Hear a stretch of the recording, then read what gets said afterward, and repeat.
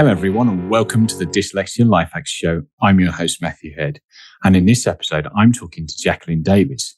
She is the founder, CEO and Mum-In-Chief of Clever Noodle. They create tabletop games to help children to read. This uses multi-sensory actions to improve sight readings. It's currently under a Kickstarter campaign that closes on the 30th November 2022. She's worked in education, including being a teacher, a school leader, a trainer of principals, and an advisor to leading non-profits in the education sector. She's also formerly been a Washingtonian of the Year. As always, I'll put links to Clever Noodle and its Kickstarter campaign in the show notes, which will be available at dyslexialifehacks.com/podcast. Welcome to the show, Jacquelyn. Thank you so much for having me. I really appreciate it. And I love your podcast, so I'm really excited to be part of it. Excellent. Good to hear. Well, where I want to start off with is take you back to the end of the 90s, where you were actually chief of staff for a congressman. Having been very British myself and not hugely, and have a sort of understanding of American politics in terms of George Washington and Abraham Lincoln and all that kind of stuff. What's it like to work in American government? You know, thankfully, it was really different then than it is now. I'm not sure that I would be very comfortable working in it now. But when I was in it in the early mid-90s, we still had a much broader bipartisan approach. And so we didn't work on the extremes of the right or the extremes of the left. We worked in the middle often. And I helped get several pieces of really important legislation through with, working for a Democratic congressman, but working with Republicans to take it through the finish line. And so I think it's a really different government and a really different political context that we operate in now. And it's really unfortunate because we're really polarized and we don't work, I don't feel anymore, at the collective good as much as we should. And we also don't work from a shared fact base. It's really important to work from a shared fact base. And I find that that's one of the essential elements of education. That's one of our essential missions of education, is to teach children how to be critical thinkers and to teach children how to analyze news, to know what is actually fact, what is objective, what has evidence behind it, and what is actually just made up myth or falsehoods that drive us to really inappropriate conclusions. And so it was a lot of fun to work back then. I got to be a legislative assistant working on domestic policy issues like education and healthcare for the first congressman I worked with. I also got to be his communications person and his spokesperson for a very short period of time, but it was really fun. It was a lull in our staffing, and I got to step in and fill that role for a bit. Nice. And then I ran a congressional race in a very difficult district in Texas that was about 50-50 Republican Democratic. And I ran it for a Democratic candidate, and we won by the skin of our chin. We won by, less than a full percent. But it was incredibly exciting. And the congressman was actually a former teacher. He had been a high school biology teacher and then got on to do many other things, but had a real love for education and a real interest in math and science and a passion for making sure that all children had opportunities, particularly in the maths and sciences. But it was amazing to work for him. He was always focused on what he could do best for people and across party lines. He didn't care what someone's political ilk was. He cared that they had a need and he tried to understand it and he tried to serve it. So it was a very different time than American politics now, unfortunately. So would that be where the spark for you for working in education come from, your experience working under this particular person? No, actually, in my whole life, I was interested in children. And I was even when I was a child. And I was also really interested in children that I felt didn't have the advantage that I had. And so there's a great little story that my family loves. It's kind of the folklore of my family, that when I was 6, my parents went out of town for a weekend and left us with a babysitter. And it happened to be that the babysitter went to bed really early. And so we got to stay up later than the babysitter. And so this one weekend was Labor Day, and she had gone to bed. And my brother and I were up watching TV way later than we should have been. And there was a telethon on TV called the Jerry Lewis Telethon. And it was every Labor Day. And it was focused on raising money for children with muscular dystrophy. And it showed pictures of children. And I thought, this is really unfair. They were born with these big differences than I was born with, and it makes their lives incredibly different. And I want to help. And so it had this 1-800 number, plastered against the bottom of the screen. Yeah. And it said, call the 1-800 number if you want to help. And I thought, well, yeah, I want to help. So I called the 1-800 number. Of course, we didn't have cell phones back then. We had, rotary dials. And I rang up.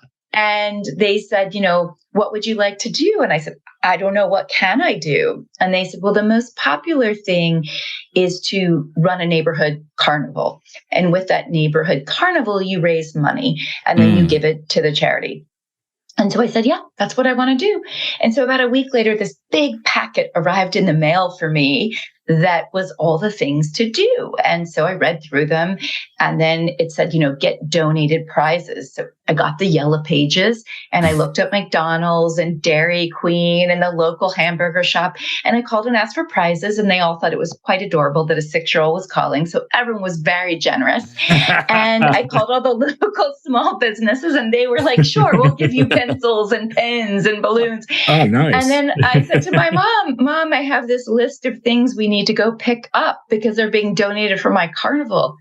She said, what? And I said, I'm having a carnival up and down the street, and I need to pick up my prizes. So thankfully, my mom then got involved and helped me execute a thing that was way bigger than what I was capable of doing.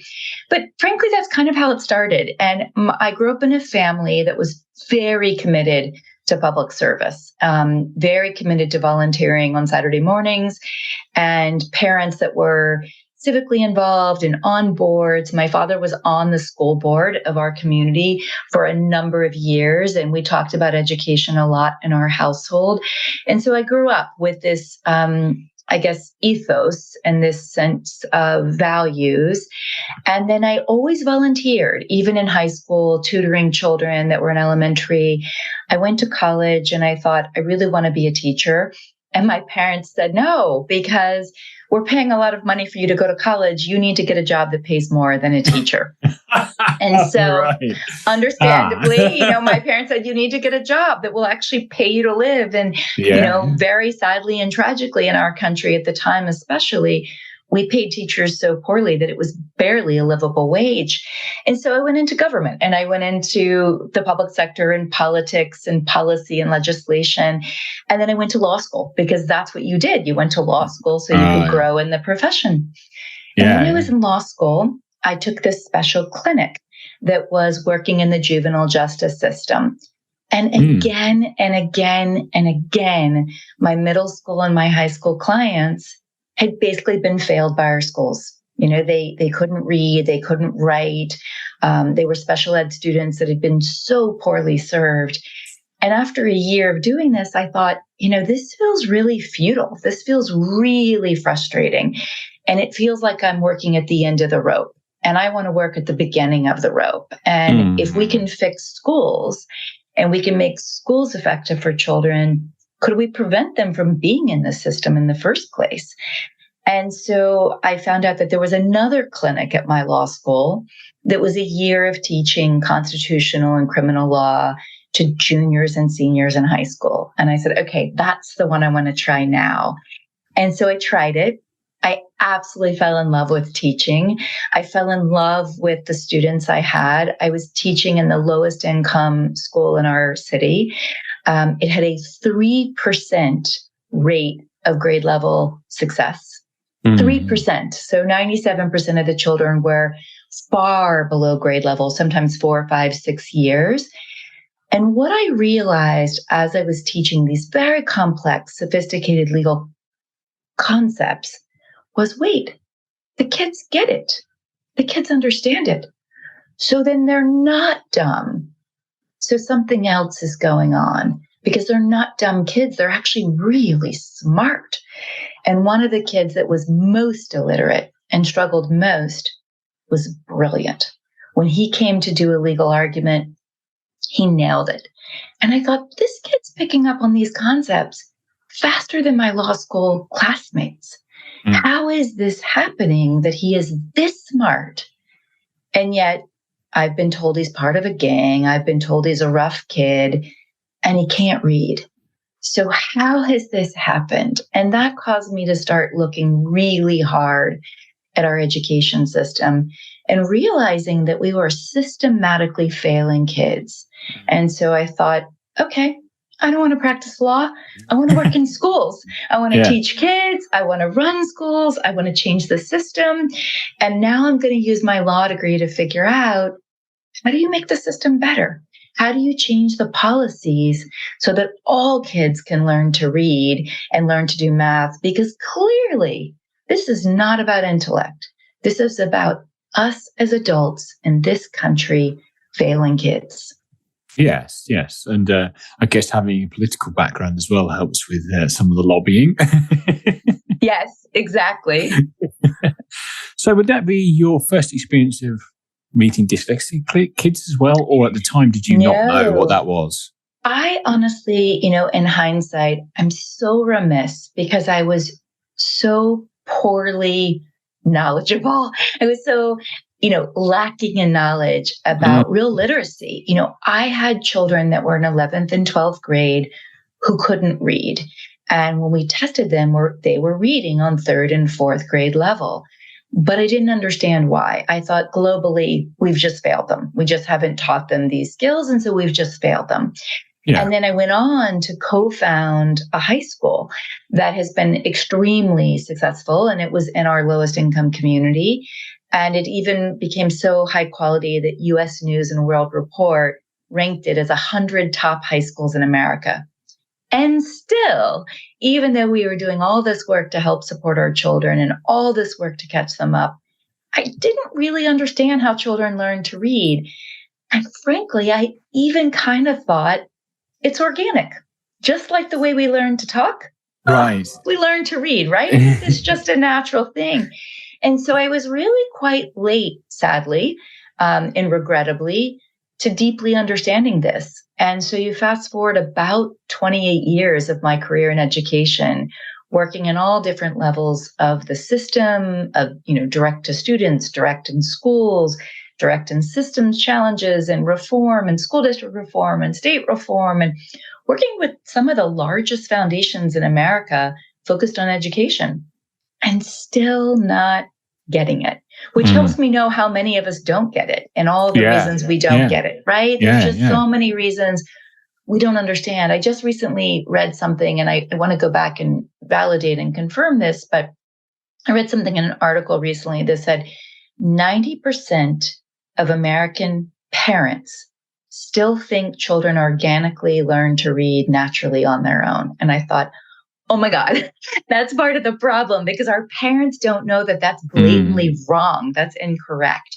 But I was probably one of those parents too. Not probably, I was one of those parents that thought, okay, our kid learned to speak and to understand. And so, he'll learn to read too. And the school will do whatever they're supposed to do to make sure of it. And it was only when the school didn't do its job, and at kindergarten, our son didn't learn his alphabet and couldn't learn his alphabet. And I did all these things, right? I put the letters up in the bathroom, the little tiles, and I put the little magnets on the refrigerator. And every time we would walk by, I'd say, oh, what's that? What's that? What's that letter say as its name? And what sound does it make? And my kid would have no idea. And I would think, what is going on here? And I thought, how is this such a disconnect? This is actually a really bright kid. He says really smart things. He has a big vocabulary. When I read him books, he comprehends and he understands. He does a great job with math. Why can't he read? And so I started asking his kindergarten teacher, why is he not remembering his colors? Why is he not able to rhyme? Why does he not like nursery rhymes? And why can't he remember any of his letters, even when you supposedly work on it and I work on it? And she said, oh, he's a boy, and boys are late bloomers. And my sons were late bloomers, and lots of boys are late bloomers. And don't worry, he'll catch up. Helpful. So I said, okay, she's the teacher. She knows better than I do. I taught high school. What do I know about kindergarten and first grade? Right. And so then we get to first grade. And it continues. And I go up to the school and I ask for a meeting with the teacher. And she says the same thing. It's all okay. He's a boy. Don't worry. He'll catch up. Okay. So I wait a few more months and I again defer to the teacher, assuming she's right and that I don't know, right? And so then I go back and I say, can I meet with the director of student services and, student support? And can I meet with you, the teacher? And now, can I actually meet with the head of school as well? And so this is now January of his first grade year. And I said, something's not right. He is really not able to sound out the most basic words. He is not taking to reading, and he still doesn't really know his alphabet in sequence nor all the sounds. Something's not okay. So we need to do more. And they basically made me feel like I was a crazy, neurotic helicopter parent who was, jumping in. Oh, God. And they said to my husband in particular, it's going to be okay. You don't need to worry. It's going to be okay. Yeah, and, we appreciate your wife's concern, but it's going to be okay. And I said, well, I think we need to test him. I think we need to know if something is going on. Like, is it maybe dyslexia? Is it a processing skill? Is it something going on in his brain? I think we need to know. And they said to me, the head of support services, oh, you can't test a child for dyslexia until third grade. You absolutely can't. Of course, later I learned that's false. That's completely incorrect. And not only can you test a child in kindergarten, but you must if there's a challenge so that you can understand what's going on. And then you can begin immediately to address it. And it's when I became, I started digging in. I started reading every book I could get my hands on. I started calling all my friends around the country that knew something about literacy. Thankfully, I had been in the education sector for over 25 years. So I had people to call. I had elementary school friends to ask. I got my hands on everything I could read about this science of reading concept.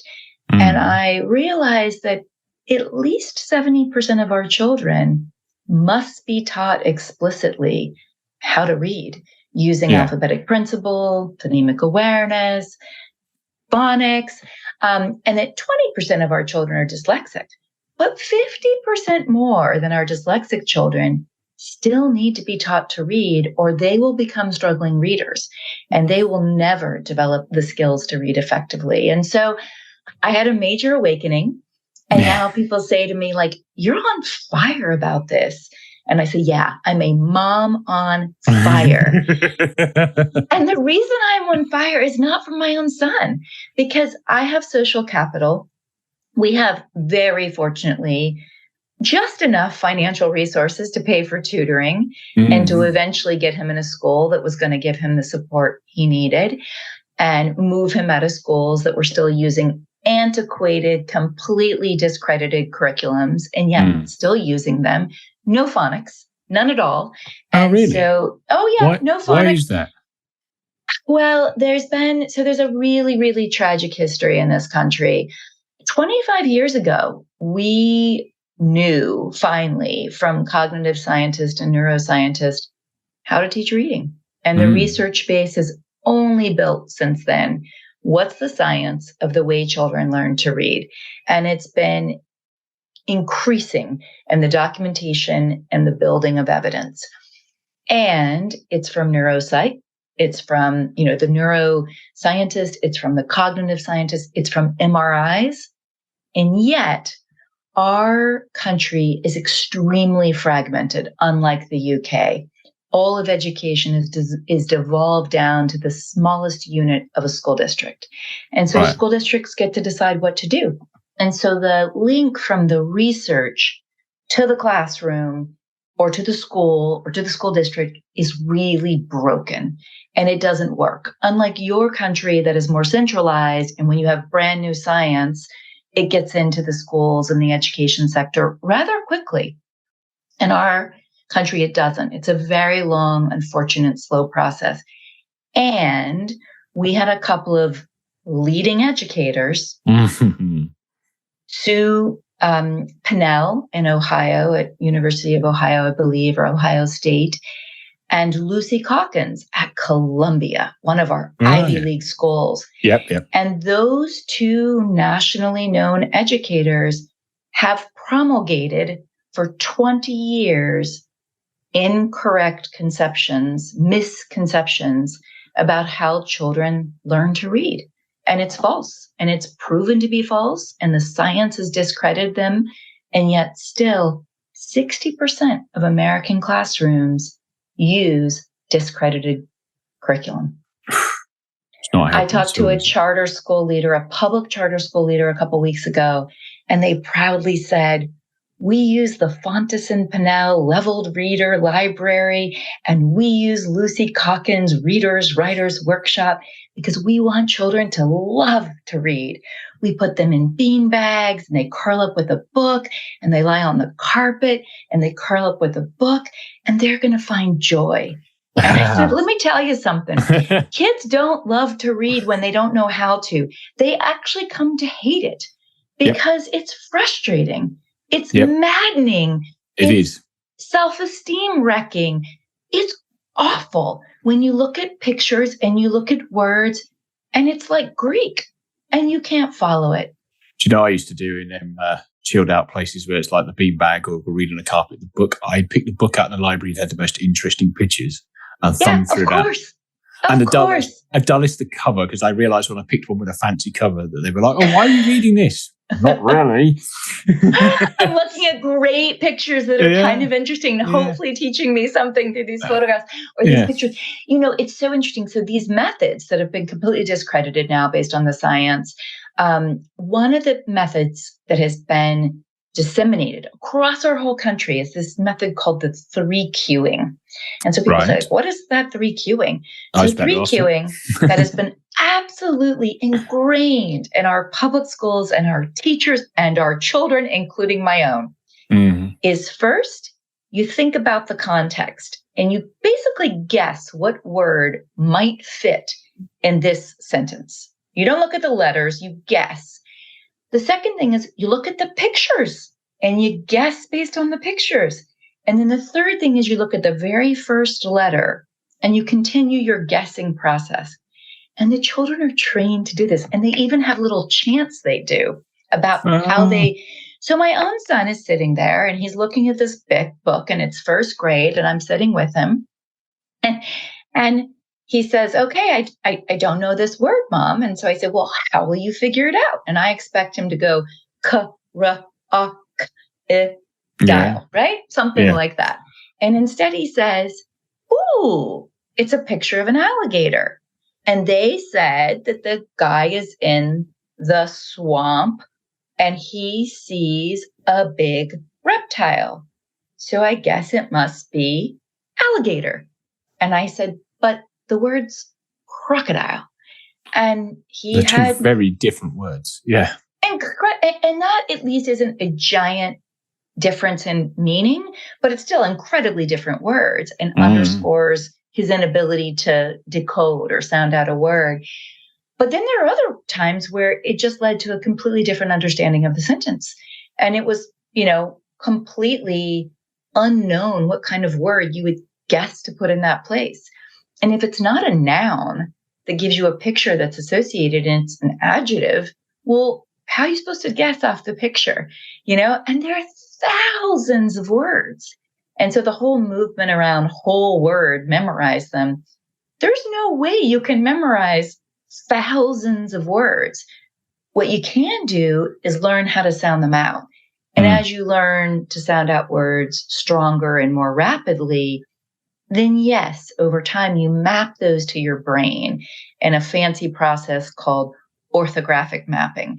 And you map those to your brain. And so that when you see them, you start reading them much more quickly. And you don't have to sound out every word because you've seen it so many times. Yes. And so then you can start reading with more fluency, with more speed. But it's not because you never knew how to sound them out and you just learned the entire word by memory. So there have been these tests done, these studies done where they taught children in the very beginning these whole words, right? Memorize the whole word.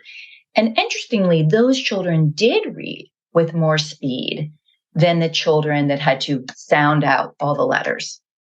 But that only lasted for a very short time, because then when the children moved on to the next set of bigger words, harder words, more words, then they could no longer memorize the whole word, because who can memorize all those words? And so then they began to have to actually have a strategy that worked for all words, which is sound them out, learn the sounds, learn the code. So, I say to people, I'm a mom on fire now. Yeah, I am on fire. And it's not because it's not because my own child was falling so far behind, almost 2 years behind in the first grade already, 2 solid years behind at the beginning of second grade. It's not because of that, because I know we'll be able to get him tutoring. I know I'm a mom that will do whatever it takes to help him. We so thankfully have the financial resources to put him in a school that uses the right curriculum and helps him, and has closed his gap in 2 years from being 2 years behind to being on grade level. So how old is he now? I've seen it done. He is 9. He's in 4th grade. He reads beautifully. This morning, he literally picked up the New York Times and started reading us the headings. And every once in a while, yes, he would stumble on a word and he would ask for help, or he would realize he got the beginning of the word and he would read the rest of the heading and he would realize it didn't make sense. So he'd go back to that word and he'd begin sounding it out. And most of the time he'd get it then. A few times he'd say, help me. And often those were words that didn't follow the phonics rules. And so it was hard because it wasn't the pattern. It wasn't what he knew how to do. But he's now in 4th grade and he's on grade level. And he started second grade almost 2 years behind. But I know what the school did, which is a total science of reading school with phonemic awareness and phonics and incredible background knowledge, building kids' understanding of the world and many topics and building their vocabulary so that goes hand in hand with comprehension and reading fluency. And the school was just brilliant at doing these. It happens to be a British school. It's the British International School of Washington. And the Brits know how to teach reading. And so here he is learning all this background knowledge in a brilliant way and learning how to read on the mechanics of reading. And they gave him tutoring. They gave him 3 sessions a week. Then we didn't even have to pay for more. Eventually, we did start paying this summer for more. But I know we're going to fix this issue. I have a law degree, so I can fight with the best of them to get what our kid needs. I have social capital, so I can call my friends in education and ask for help. We have some financial resources, but most children, not just in this country, but everywhere, their parents don't have those tools. Their parents don't have those resources. And so when I talked to our public school system and they said to me, oh, we're doing a great job with our children who have learning differences. And I said, a great job? Only 8% of these children in our city read at grade level. I don't call that a great job. I call that a giant crisis. And they said, well, it is just sort of the way it is, and we're doing better. But here's the thing. The neuroscientists have now proven to us that 95% of children, all children, can read at grade level by the 4th grade if we as adults do the right thing. So it's just absurd that we're not. It's just malpractice that we're not. So that is how I turned to being on fire about this topic and working really hard to try to find solutions. What do we do to solve this problem? And how do we help all of our children, all of the 95% that should be able to read on grade level, and teach them to read? And then very specifically, how do we help children who are dyslexic? How do we help other struggling readers? And how do we help children that are ADHD and on the spectrum? So all these children with learning differences, how do we make sure that they are included as well? So, yes, definitely. And we come back to how you plan to do that. But I want to just, before we sort of park the story about your son, you're clearly learning how a dyslexic person thinks with now living and raising one. And we talked a lot about his journey with reading. Yeah. How are you finding the rest of his personality and his dyslexic strengths coming out? Yeah. Is he quite creative? And what are you finding learning dyslexia up close? I've read some amazing articles on the strengths of dyslexics and how you reframe the narrative, right? It's not a disadvantage. Yeah, it's a challenge. It's a whole other challenge that children have to work through. And, it's hard. It's really, really hard work. And there's a lot of downsides, which I also want to talk about. Sure. But there's a huge number of upsides. And so if we can start helping children, and I work with our child a lot on this, famous people like Sir Richard Branson, Steve Jobs, Steven Spielberg, big famous people, Albert Einstein, who've changed the world and are making an enormous difference. And more entrepreneurs than any other kind of people are dyslexic. Why is that? It's because you have special, extra awesome strengths. And so I've read some articles about it, and it just surfaced and confirmed for me all that I see in our child. He has incredible spatial relationship skills. He can draw and build anything. He can take the piece of IKEA furniture that I can't figure out and look at the instructions and the pictures and build it. He can build massive, brilliant structures in no time of Legos. He understands architecture. He's an incredible thinker. He sees both the big picture and the minor detail. We walk down a street, and it's this amazing experience with him because he's like, Mom, look at that leaf on that tree. It's different than the other tree we just walked past. And that tree isn't turning orange as fast as that tree. And I wonder, is that the kind of tree that's an evergreen? It's not going to change. Yeah. And that tree is and it's like, I missed all of that. I was just walking down the street and making sure I didn't trip. But he's noticing all these things and making the world in many ways bigger and richer. He is an unbelievable conceptual and strategic thinker. I'll never forget the moment. He was 5 years old and he was sitting on the sofa early one morning and he was just kind of sitting there thinking. And I said, what are you thinking about? And he said, well, I've just been thinking about the prison system. And I think it was prompted from watching Paddington 2, right? He had watched Paddington 2 and he really didn't like the scenes in the prison. He was really uncomfortable. And so he said, I'm just thinking about the prison system. And I said, oh, are you? What are you thinking about the prison system? And I expected him to say, it was very upsetting to see the Paddington scenes and it seemed maybe kind of violent. And instead he said, I'm just thinking about why if someone makes a big mistake in life, would you put them into a space with all the other people that made a big mistake in life? Why wouldn't you put them in a school and teach them that that's a bad mistake and they should do better so that when they get out, they can learn and they can do better and they won't keep making the bad mistakes? Like, doesn't that seem like that would make more sense? How is my 6-year-old figuring this out? How? And so he's always been that kind of huge pattern recognition, big systems thinker. And those are all skills of dyslexic children. And so he's also twice exceptional. He's gifted and he's dyslexic, but he's also highly ADHD. And so he's having to manage all of this. And yes, it makes school a lot harder sometimes. It makes math a lot easier. He's a full grade level ahead in math. He crushes it in math. So it makes math easier, right? But it makes writing and spelling and reading a lot tougher. And he often says, Mommy, it's not fair. And I say, it's not, but I was bad at math in school and that wasn't fair either. And I had to work extra hard and I was really bad at chemistry and I had to work so hard and I had to go to tutoring. I said, and everybody has something, it might be science. It might be just getting along with kids. It might be building relationships. It might be drawing. It might be standing up and giving a speech. But everybody has something. And your something is really hard. And your something makes it really tiring for you sometimes.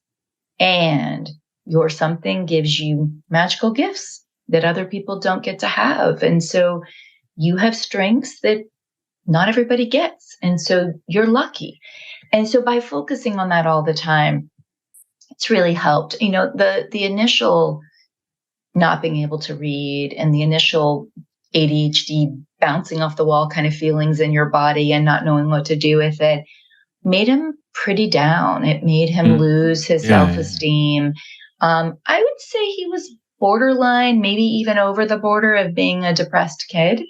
He was a highly anxious kid because every time you gave him a book, he just, his stomach got sick, his head got sick. It was really hard for him. And so, it was hard to see. It was really painful for me to watch. It was really stressful for me. It was, in the beginning, overwhelming because I didn't know what to do. And what I did know, and what was in some ways worse, is that I did know that kids that couldn't read by fourth grade were in trouble. Yes, and so here I was saying like, oh my God, I know the data. I know that not being able to read by fourth grade is a huge problem and is devastating.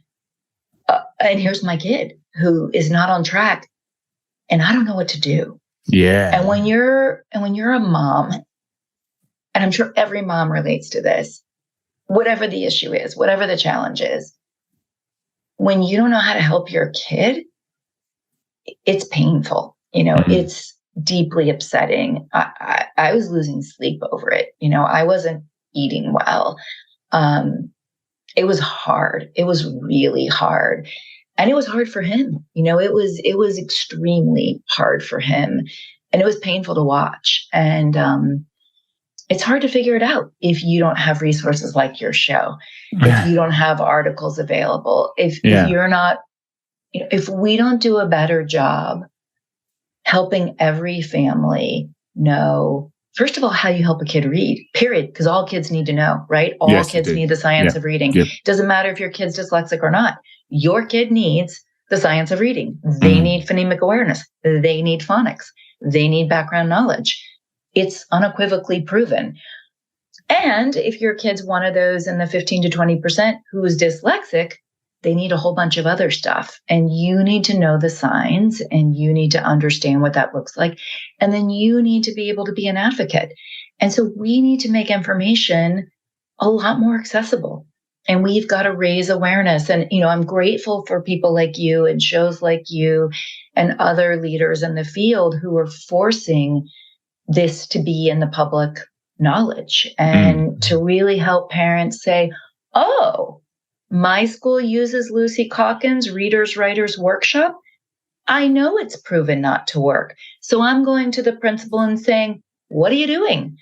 I'm going to the superintendent and I'm organizing 20 other moms and dads. And I'm going to say, what are you doing? I'm pulling the research report off of, Ed Reports, one of our big nonprofits that scores curriculum. And I'm going to bring you the report. And I'm going to say, look, here's the science. When I went to our son's school, because he was in one school for kindergarten, we moved him because we knew they weren't teaching him the right way. We knew they weren't doing what was appropriate. We moved him to another school that promised they were doing the right thing. But instead, they were also using this cueing method and using this like joy of reading, but don't teach phonics. And so I found these articles. I found this article in Ed Reports. I found another research documented study, and I sent them to the principal. And I said, we know it doesn't work what you're doing. Please help me understand why you're doing it. And this was when my son was still there. And she said, oh, the pendulum swings left to right, right to left in education. And I'm sure it's going to swing back. So we're not changing things because I believe in this. And I said, you're going to ignore 20 years of hardcore science and research? And she said, it'll change. It always does. And so, of course, we moved him out of that school. But I kept saying, like, how, she said, you have a huge number of struggling readers in your school. I said, your first grade teacher had like 9 reading groups of low-level readers. Doesn't that make you think you might be doing something wrong? And again, she said, they'll grow into it. And we, of course, know you don't grow into reading. It's not like learning to talk, which You do. You get it from your house. They're two very different things, aren't they? Learning to talk and communicate is something that human beings have been doing, and other animals have been doing since the beginning of time. Right. Where learning to read is a concept that humans come up with to carry information down from generation to generation. So why would we naturally learn how to read? Yeah. Well, the other thing that we now know is there are 5 parts of the brain that have to work together in a really sophisticated, complex way to read. Yeah. And so we're literally training neural pathways from the time a child is born. And there's stuff we can do when they're born.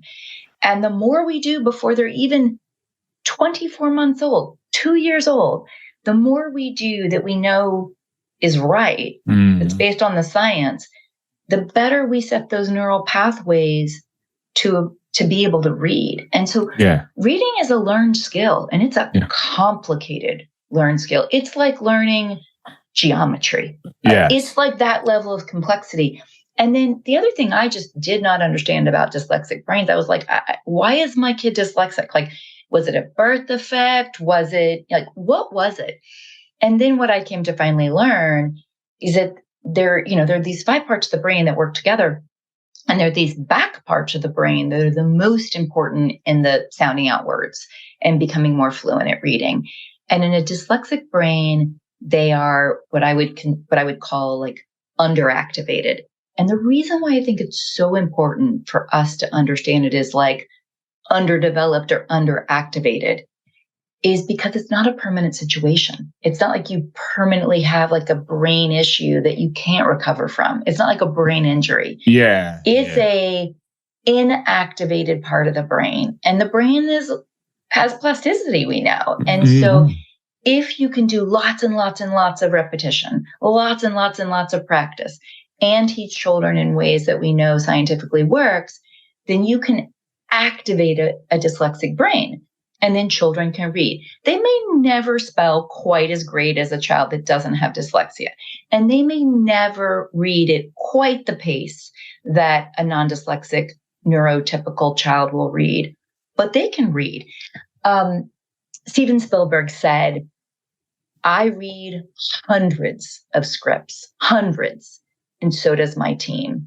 And my team's not dyslexic, and I am. And the difference is they read a script in 30 minutes, and I read that same script, and I don't forget what he said exactly, but something like an hour and a half or 2. And he said, we read the same thing, and I can read the same complex text, but I just read it like 3 times slower than them. Yes. And so I think that's where the rub is, right? That's where it continues to be a really kind of unfair challenge.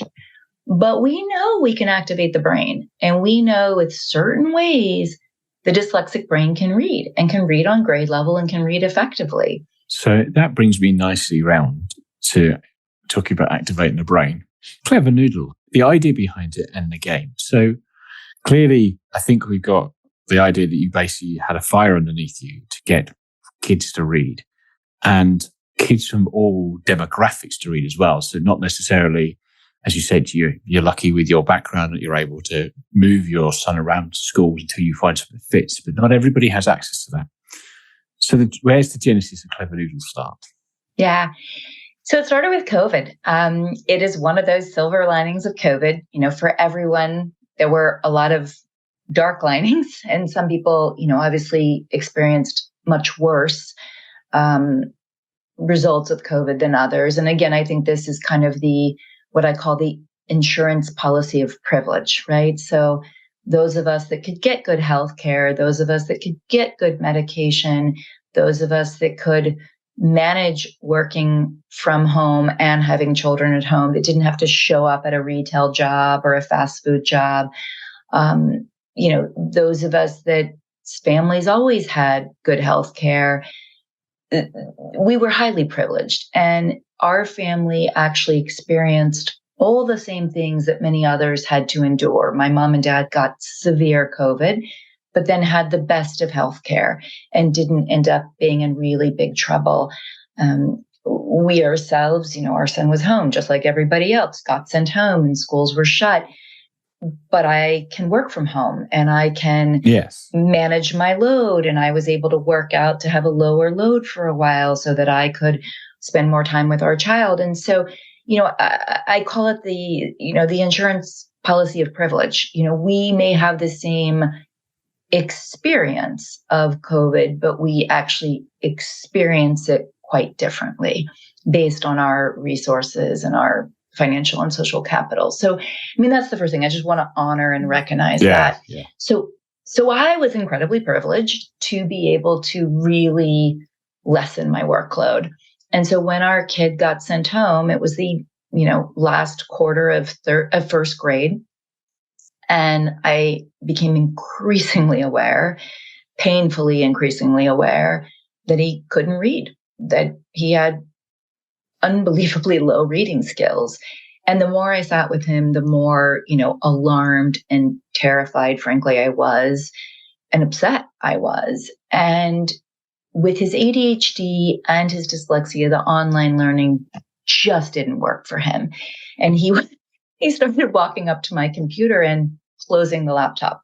And I would be like, what? Your teacher was on. You were about to do whatever, you were about to do a reading assignment. You were about to you just closed the computer. And he would look at me, and he was in first grade, and he would say, I'm not doing that. I'm not doing that today. I'm not going to be online.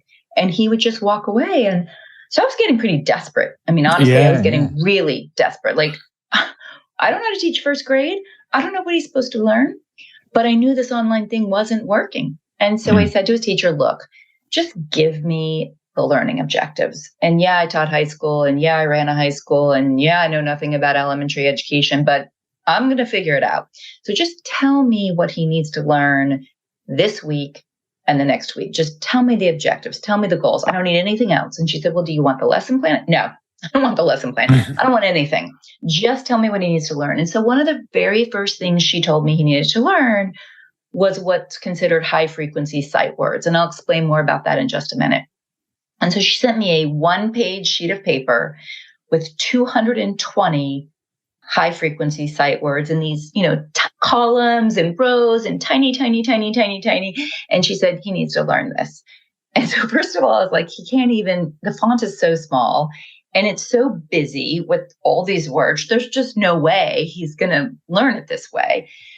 And so I kind of Googled, like, how do you teach high frequency sight words? And everything said use flashcards. And I thought it was pretty boring, but okay, that's what everybody says. So I made flashcards out of, regular note cards, index cards, and I started using them, and they didn't work. They absolutely didn't work. And he got so mad that he actually would take the pile of flashcards and throw them like around the whole room. And then I'd be picking up flashcards and being frustrated, like, pick up the flashcards, you just threw them. Yes. But I kept thinking, like, okay, who is this kid? Like, who is he and what's going to work? And so I knew he loves soccer. So I actually he loves sports. So I started with soccer and basketball. You call it, of course, you call it football, of course. But in America, we have our own football and our own soccer. So, British football, I should say. And I won't tell you now my son's favorite, Premier League team, because I don't want to get myself in trouble with your listeners, but he has one. And he has fierce debates with his friends and his teachers about, what's the best team. Anyway, all this to say that I knew he loved football and basketball. And so I initially started teaching him those high frequency sight words by, every time you get one right, you get to kick a goal. And, if you miss it, you miss it. And if you miss the goal, you miss the goal. But you can get another word. And if you get it, then you get another goal. And let's see how many points you get. I did the same thing with basketball. And that was working. I would really review 5 or 10 words with him. I would go over them multiple times and review. And then we would go practice. We play these sports. But there's only so many hours a day you can sit and kick a, ball into the goal. And there's so many hours you can. And it was, as it started getting hotter and hotter, it was like, okay, we're not going to be able to do this for long. And so I thought a lot about him, and I thought, he loves board games and he loves tabletop games. And so, and he loves card games. And so could I do something like that? Could I start to build these board games and these card games? And so I started kind of creating knockoffs of, American and global games that every kid knows and every kid plays. And sometimes I would like combine 2 or 3 games that I knew well into one game. And sometimes I would just use the basic game design and gameplay of a game. But I would just start adding how you read into it, right? So I was reading a whole book on phonics, and I was reading about the brain science and how do children learn to read. And so I just started sequencing beyond these high frequency sight words. I started, sequencing the steps, right? What is this learn to read journey? What do they have to master first as the, precursor skill? Then what's the next skill? Then what's the skill after that? I just started building games. Yeah. And our son's teacher said, what are you doing with him? I mean, he's making more progress than he's made the whole year. And I said, we're playing games. And so she said, well, can I have some of those games? Because I have a whole group of struggling readers. And so I gave her the games. And then she said, these are even working over Zoom. These games really work. And you should publish them. And I thought, yeah, right. I have no idea how to publish a game. I have no idea how to get a game designed. I have no idea how to manufacture something, like anything, period. I don't even know how you go about finding a manufacturer. And how the world would you get this to market? Like, how would you sell it to where people could buy it? So I basically dismissed her idea and went about my life.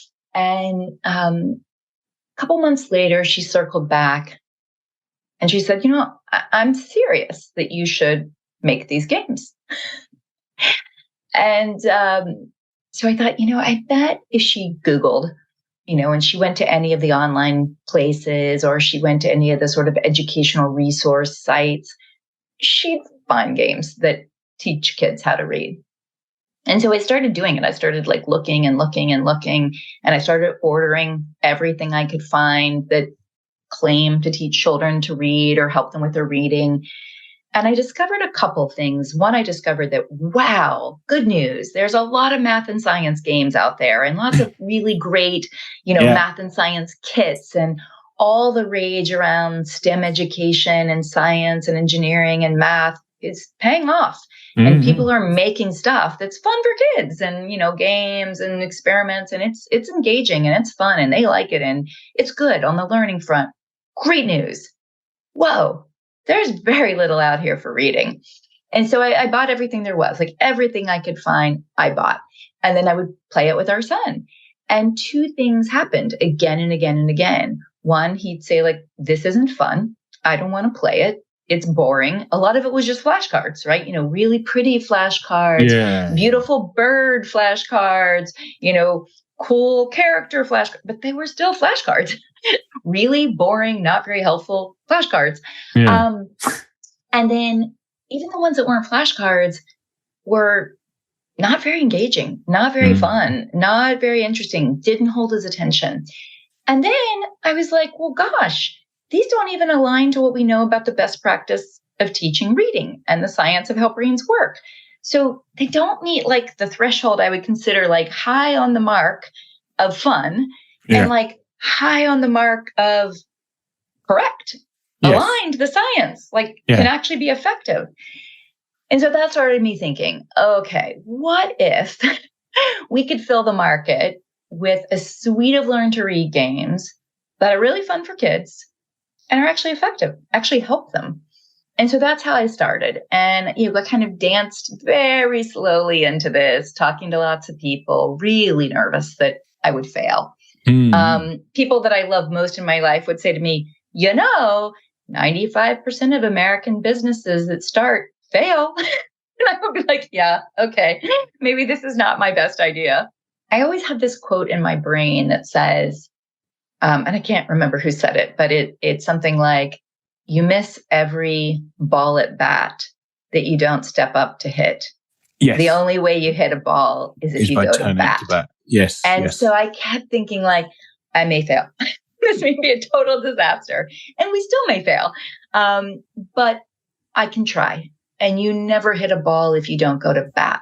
And I believe so strongly that we need more tools for schools to enable fun, engaged practice Not a replacement to a good curriculum and good instruction that's aligned to the science of reading. Absolutely not. But in those schools and in those classrooms, particularly for dyslexic children, but for all children, you need more practice. You need more fun engagement. You need things that lower anxiety. If a kid is struggling to read, the last thing they want to do is practice more reading. But if it's a game and it's fun, they'll play it. And they might just get some support along the way. So to me, games are a really important tool in a broader toolbox. And if you can get them in homes where families already want to help their kids learn, but don't know how, why would any parent know how to actually teach a kid to read? It's complex. And if you can make it fun and like a family thing to do on game night or on some night instead of watching TV, you can play a game, or you can be in a school and you can play a game. And so the first game, I want to show you a little bit. I'm going to show you where the first started, and I won't advertise on the back of this box, but I think every family knows that you ordered more than you wanted to online during COVID. Would this be a famous pizza chain that may be named after another game that you knock things over? What I would love to say is that it's a Comet pizza box, because Comet it's probably the best pizza in Washington, D.C., and it has been an amazing partner to us in hosting our kickoff, giving it to us as a gift for the community, hosting our kickoff. So I'd love to say it's a Comet pizza box, but it's actually not. It's one of the many other boxes that we got during the pandemic that, everybody was ordering everything to their house because no one was leaving. So this is one of those many, boxes that, I won't brand again. And so I started just cutting up the boxes. And at night, I would take my, trusted markers and my glue gun, and I would open my books on how to read. And I would think, okay, we've sort of got that one down. So now what do we have to work on? What's next that he has to conquer? And then I would come up with a game. And sometimes it would be the same game, and I would just change out like the cards or something, but it would be the same game again. But often it would be a new game. And so this is a game that is a combination of two fairly famous children's games. And it's the combination of both. And, it's Candyland and Chutes and Ladders. Okay. So can you talk me through the mechanics of the game? Yeah. If you're teaching me the game, and remember this is audio only, how do we do it? How does it work? Yeah. So I'm going to show you this board, which I know everyone can't see, unfortunately, but I'm going to show you the board, and then I'll explain. This was our first board. And so this board was a race of characters to the pizza. And you won the pizza when you got to the end, right? So it was always very pizza focused, in part because it was literally my child's favorite food. And there were times where he would eat nothing but pizza. And so I thought, kids like pizza. I actually was going to have it be a race to chocolate cake. And then I realized no, I don't want to, endorse chocolate cake and sugar for children. But look, I can endorse the pizza.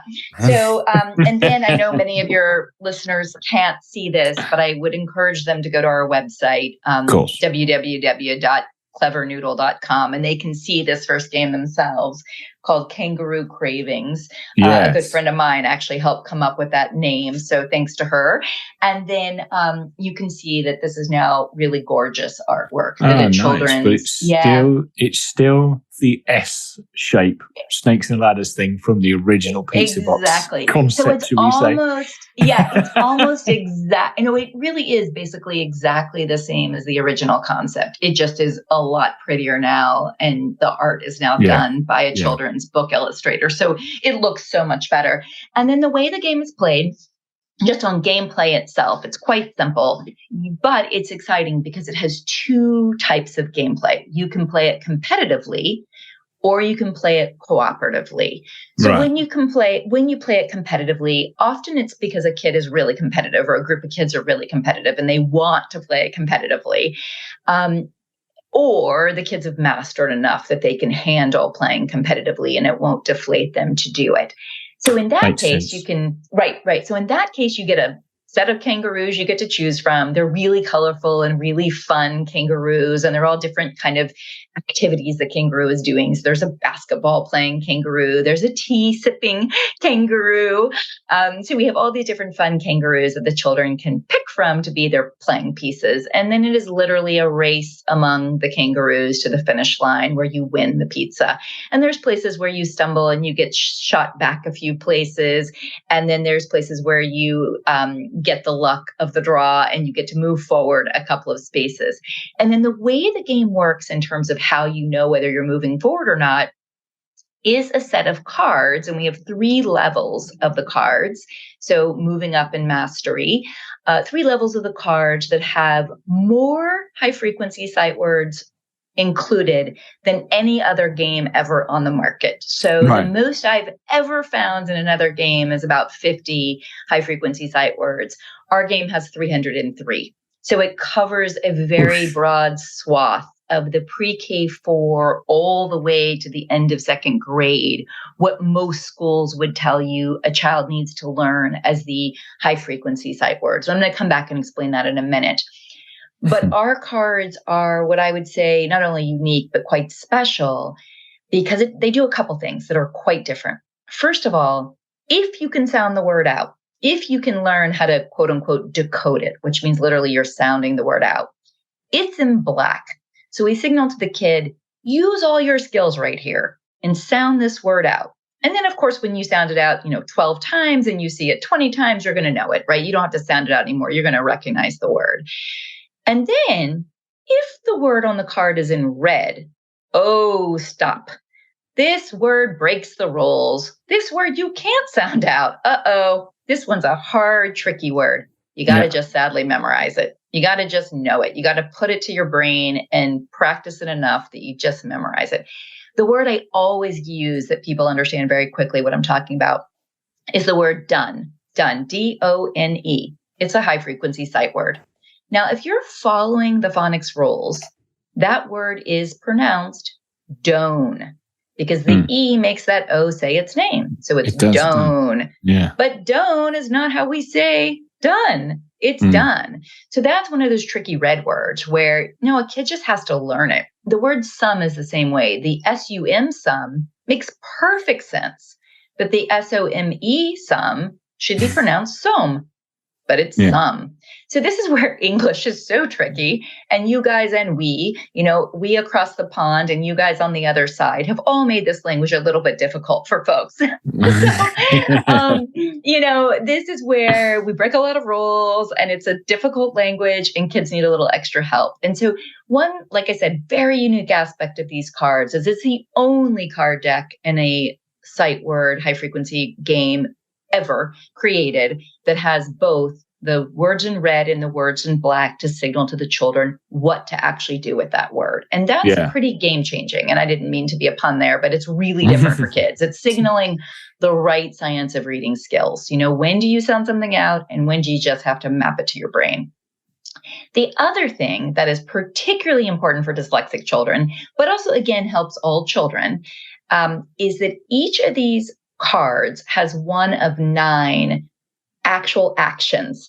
So a kid is doing a multisensory action while they practice that word. Oh, okay. So let's take the word that for a second. That is a high frequency sight word that you actually can sound out, right? So that would be one of the words in black. So you get the word that, and you have a big kangaroo stomping its foot. And so all that's on the card is this picture of a foot stomping. And so by the instructions and by the way the adult has taught you that, the grown-up has taught you how to see and recognize these different actions. And there's a small enough set that the grown-up can teach you them and you have a little cheat card. So you don't have to read what the action is because, hey, some of our kids can't read yet. But instead you see the image, you see the action and you know what to do. So in each one of them, you do the action and you say the word. So let's go with that. So you stomp it and you say that as you stomp your foot. And then for 3 times, you stomp your foot with each letter. T stomp, H stomp, A stomp, T stomp. You do that 3 times. And then you go back and stomp a final time, that. And they're funny actions. So the kids start laughing, the other kids start laughing. It's silly. There's this one where you have to write the word with your tail, your big long kangaroo tail, which, for kids is your tush. And they think that is the funniest thing ever. They are cracking up. But so there's where we have the multisensory. And even those multisensory actions we've tested, we've run by dozens of literacy experts, and we've pulled the research on multisensory learning to understand. So skywriting is a really helpful way for kids to learn a word. Tracing it, a really helpful way for kids to learn a word. Writing it on the desk, a really helpful way. So we're pulling out what we know about the multisensory research and then using it to help these children map again these letters and these words to their brain so that the fluency increases, the pace increases. So that's what we do. That's the game. There's no dice, there's no spinner. The cards themselves have the number of actions you get to move, and it's randomized. So the card says you get to jump forward 1, you get to jump forward 2. All of it's in a symbol. So it's a little line hopping forward to 1 or 2 little lines hopping forward to 2. Yeah. Again, we don't want to put anything that a kid would have to read because they're learning to read. So the only thing we want them to read is the word that we want them to learn. Yeah. And then there's a set of instructions for families of how you work with your child. And then there's a different set of instructions for educators because you can use these in different ways in those two settings. And with families, one of the most important things we say that I'm guilty of having done is that you don't want to increase the stress for your kid. You don't want to make this high stakes. So don't say things to your child like, oh, no, you got that wrong, which is what I used to say. Oops, no, you got that one wrong. Yeah. Instead, you say, oh, that was close, but let's try again. Or, oh, that was a good effort. Let me help you. Because what you want to keep doing is encouraging the child in a positive way so they feel like they can succeed. And that's a really big thing to know with kids that I didn't know. I'm just thinking it was a pure game at the minute. So you've moved to space, you pull the card out, they sound the word out with the action. The action and the sounds go together to imprint the word on their brain and what it means, and so they can read it. And then the scoring moves to 4 places. But there's no negativity in this game. So do you just persevere until such time as the sounding has worked? Is that how that kind of carries on? So each kid, it's a round, right? So one kid goes and then the next kid goes and the next kid goes. Now, that's the competitive play. If it's a cooperative play, then the kangaroos are racing against the raccoon and they want to beat the raccoon. And then they're working as a team, right? So then any one child that wins, all of them win. And you're just racing whichever child can get to hopefully beat the raccoon. But sometimes they lose to the raccoon because the raccoon draws better cards. And so it's just a race. It's a mad race against. And in that case, that the kids are helping each other. Okay. So you might use this for a set of kids or one kid that doesn't really like competitive play, or they're so early in the learning journey on this set of high frequency words that it would be really intimidating. It would be deflating to make it competitive, right? And so you just ease the barrier to entry. You make it less stressful and more fun. And you play it, 2 kids together against the raccoon, dad and the kid against the raccoon, aunt and the kid, so you can do it in all these different ways. And then it is, regardless, it's a rotation of the children. So the children rotate to each practice. And what I say in the instructions to both families and educators is introduce a small set of the words and review them a set of times with the children, helping them, practicing them, sounding them out before you go to gameplay. And it might be that particular child or group of children literally can only handle 5 words to begin with. And so you play with those 5 words and then you get repeat and repeat and repeat. Or it might be, hey, these kids are ready for 20. So go ahead and play with 20. We do have 3 different decks at 3 different levels. So obviously level 1, level 2, level 3. So it is already baked into the game that you're going to graduate out of each level. Then you can shuffle them up and play as a blend if the kids want to do a mixed set of level 1, level 2, level 3. You can play it to where you separate it, level 1, level 2, level 3, and the children get to pick which words they want. And there's, you can move more points forward. You can move more spaces for the harder levels. So if you're really struggling still, you might go for the lower level, knowing that you're going to get it right, than going for the higher level and maybe missing it. If you feel more confident, you go with the higher level because you want more points. My son always went for the higher level, even when he wasn't ready to read them, because he wanted more points and he wanted the shot at getting more points and he wanted to beat me. Yeah, he wanted to beat me, right? Yeah. So, but everything is built based on development, the reading journey, the sequence, the next step, and ongoing mastery. And everything is also built on, let's lower the barrier to entry. Let's make this fun. Let's make it non-stressful. And let's make sure all the educators and the grown-ups who are your family members are doing this in a way with you that works for you or a set of kids that they're working with, right? It has to work for kids. The great part is that the really fun part was that when I was playing all these games with our son, at one point he said to me, "Mom, I know what you're doing." And it was sort of like this, "I'm on to you, Mom. You think you've got it, but I'm on to you." So he says, "Mom, I know what you're doing." And I said, "What? What am I doing?" And he said, "You're teaching me to read, but it's okay because it's really fun. Now I'm going to beat you this round." So it was great because he was on to me, but he didn't care because he was having so much fun. And we've seen that across classrooms in 6 different cities that we've tested in. We've seen that in dozens and dozens of homes that we've tested in. We've brought kids together for play testing in backyards and in different people's homes where they've invited little kids over for play dates. We've tested with 4-year-olds and 5-year-olds and 8-year-olds and 9-year-olds. And we've even tested with 10-year-olds. And we've tested with big sister and little brother. And it works. The kids love it. Yeah. So that brings me to your Kickstarter campaign, which is currently run at the time of recording. And just a reminder to everybody, that's the 30th of November that ends. I know it's now hit its pledge target. So you're going in, is this the first run of production on Kickstarter? So it's going into production. What do you plan to do post that? Well, before we even end the Kickstarter, which ends, as you said, November 30th, we want to drive up the number of backers. We want more and more and more people to join us in this effort to get not just this game, but a suite of games made for children to support them on their learn to read journey. So if every single one of your listeners will go back us on our Kickstarter, you just go to our website, and then there's on our website, it says order our game, and you click and you get right to the Kickstarter page. $1 helps us. It doesn't have to be more than $1. Obviously, if you can do more than $1, if you can do $3, if you can do $5, if you can do $20, the more the merrier.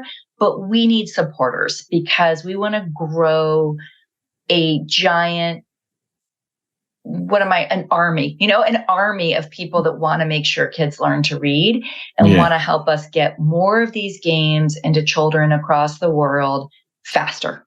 So the more backers we have, the faster we make this game and more games. The other thing is the more money we drive this up to, we have very, very gratefully met our campaign minimum goal, which was $50,000.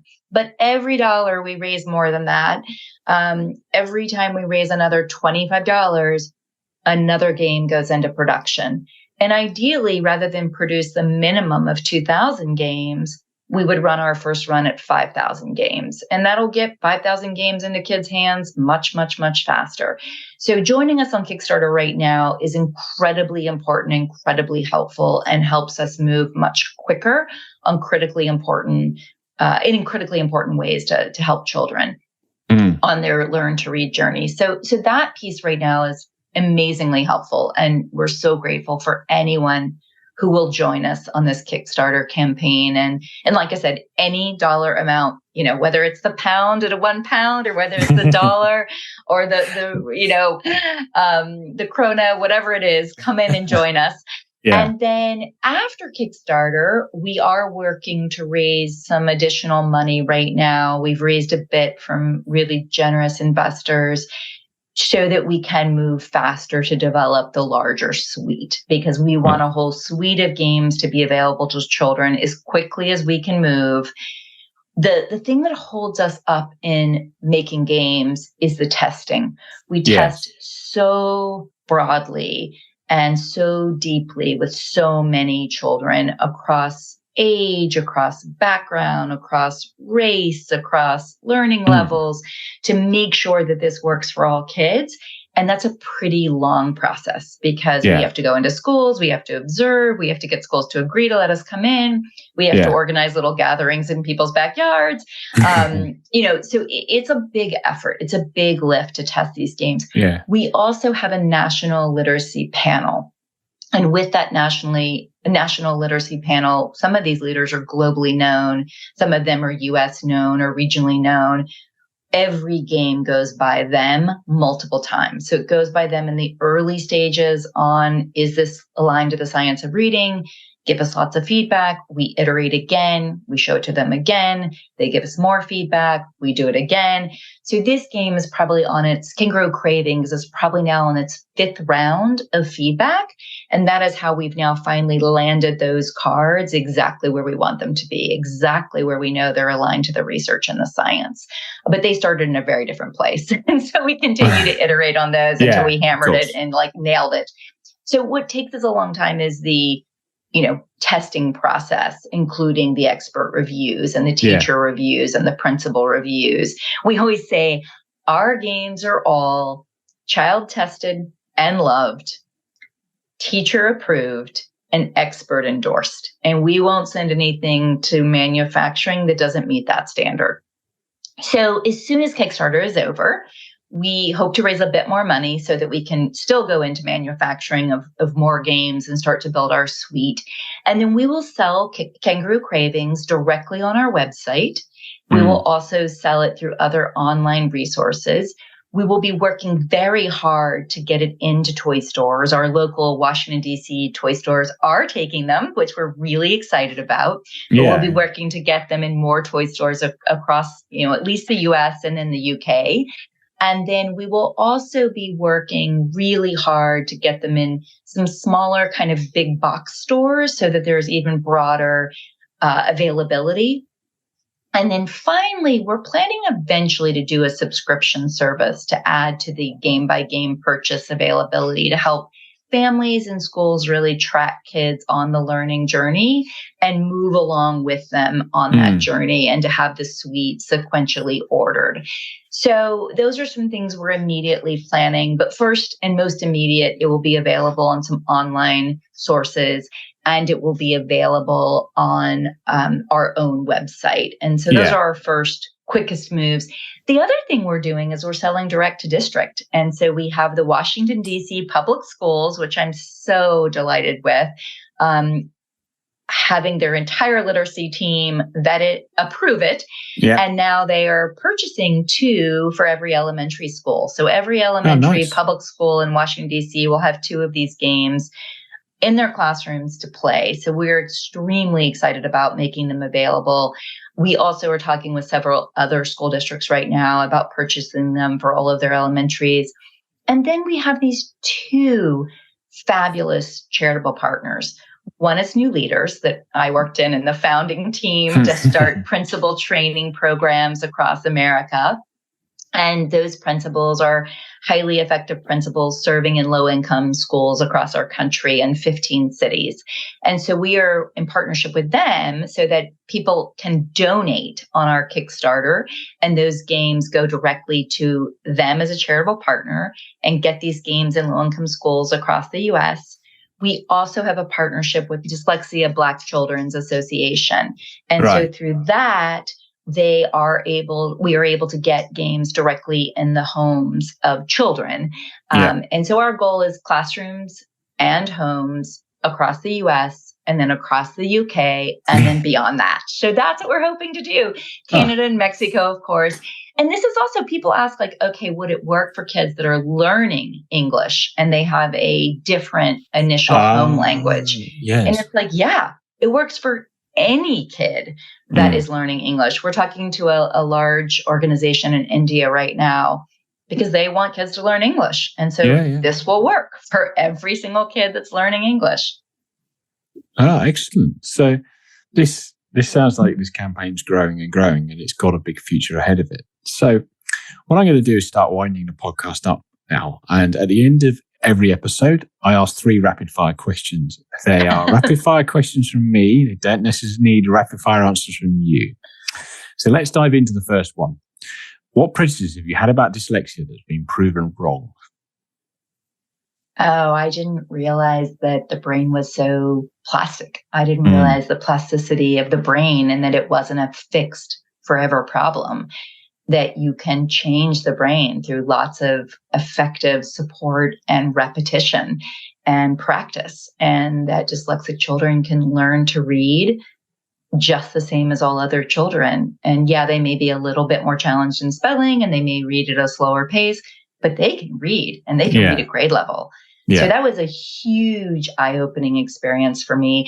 The other thing is, I kept being told again and again and again, you can't test a kid until 3rd grade. It's just false. We should, we can, we must test children in kindergarten. And if they happen to be dyslexic, we should start serving them right then so that we can bend the curve for them faster before they get frustrated, before they get upset, before their moms are so anxious like me. We should do this faster. We should help kids faster, because why would you let them struggle and suffer if we can help them right away? Yeah. So both of those things were major ahas for me that I unfortunately did not know despite all my years in education. And that's one of the reasons why I want to make sure every family knows that, right? Every family should know that so they can help their children as early as possible. Yeah. Okay. And let's roll on to question number 2. If an alien landed and you had to describe dyslexia to them, how would you do it? Oh, geez. I would say there's these really complex processes that happen in the brain so that a child can learn to read. And they have to come together in this very complex, sophisticated way. And these neural pathways have to be laid. And for a dyslexic kid, there are these parts in the back of the brain that don't work as effectively. And so we have to activate those.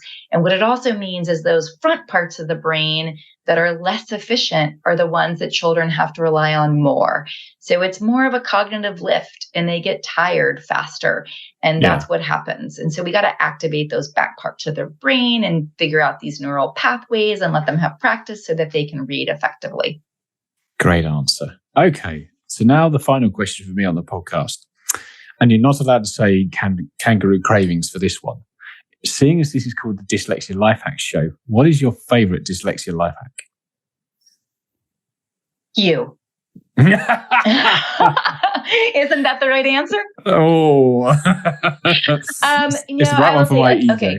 Besides, I think you're doing a wonderful job. And I think podcasters like you are just so important right now. But I will say then beyond this, I think the most important American journalist right now is Emily Hanford. And I think she alone has begun to catalyze a movement and an awareness building that is going to start to change how we teach reading in this country. And so she has a brand new podcast out called Sold a Story. Okay. I binged it on Saturday. Once I started, I could not stop. It's 6 episodes. Each one is roughly 30 minutes. And it really explains the history and the tragedy and the reasons behind why we in America are so far behind. And so I think it's a really important podcast, particularly for Americans to understand. Okay. And I will say in your country, you have a different history. We in this country in 2000 had a very important study that was commissioned by Congress called the National Reading Panel. And the National Reading Panel was experts from mainly our country, but from other countries as well. And they looked at over 200 scientifically proven research articles and came to the conclusion that the science of reading is critical and it's essential to teach children to read. And they laid it out then. They laid out what it means to get the mechanics of reading, the phonemic awareness, the phonics. They didn't lay out as well the background knowledge piece on background knowledge and vocabulary being essential to comprehension. But they covered the mechanics piece really effectively. And then tragically, as I explained earlier, we just didn't do it. We didn't do it for a host of reasons, but we didn't do it, right? We didn't listen. And here you are in 2022, 22 years later, and 60% of American schools are still doing what we know doesn't work. You guys in the UK did something quite different. There was Sir Rose, and I believe 2006, learned about the reading crisis in the UK and read our national reading panel study and said, oh, okay, we're going to commission a UK study. And you did, and it looked very similar to our study and had the same findings that ours did. And then you guys acted quite quickly because you have a centralized education system. And so you have ways to create the mastery curriculum. You have ways to do national assessment. You have ways to train teachers in a more centralized national way. And so by, I think, 2011, I may be slightly off on that, but within a very short number of years, you began to dramatically change your reading outcomes for all children. And so you've literally proven what's possible and really how to do it. And in a funny way, I'm sure, that's why our son's at the British International School of Washington, because you guys know how to do this. And our schools weren't demonstrating here, the schools he was in, that they did know how to do it. And so I think you guys are really quite ahead of us. You're not all the way to, of course, where you need to be. None of us are. But I think you're ahead of us. And I think your awareness and your knowledge is more advanced than ours is, and your educators are more familiar with what works than we are. And so we have more work to do than you. And it's why I feel like people like Emily Hanford's work is so critical right now in our country. We finally have states in our country legislating that we have to change. And it's not all the states, unfortunately. It's a small handful, but at least we've got some now. And they're demonstrating that it works. Mississippi went from being went from being 49th out of all of our 50 states in reading to being, I think, 19th, maybe 20th in the country. Okay. Yeah. And they passed legislation that was very clear on doing all the right things. And then they, in a number of, 7 or 8 years, they did it. Yeah. Oh, well, fascinating. Okay. Before we finish the podcast, where can people find you? Is there anything else you'd like to add? They can definitely email me. I am so happy to get emails from people, and that's at hello@clevernoodle.com. So feel free to email me, hello@clevernoodle.com. And then check out our website, www.clevernoodle.com. So check us out. You can see the video of the whole origin story and how this came about. You can see my really cute son.